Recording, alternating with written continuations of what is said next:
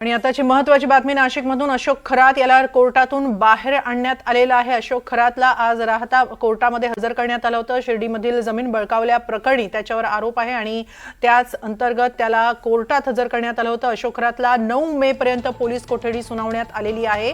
राहता न्यायालयाने त्याला पोलीस कोठडी सुनावली आहे। पोलिसांनी त्याच्या 7 दिवसांच्या पोलीस कोठडीची मागणी केली होती, मात्र त्याला आता 9 मे पर्यंत पोलीस कोठडी सुनावण्यात आलेली आहे। अशोक खरातवर आतापर्यंत 12हून काही अधिक गुन्हे दाखल आहेत। त्यातील 8 गुन्हे हे लैंगिक शोषणासंदर्भातले, तर इतर गुन्हे हे आर्थिक गैरव्यवहारासंदर्भातले। त्यातील शिर्डीमध्ये त्यानं गोंदकर शेतकरी गोंदकर यांची जमीन बळकावली होती आणि त्याबाबत त्यांच्यावर गुन्हा दाखल करण्यात आला।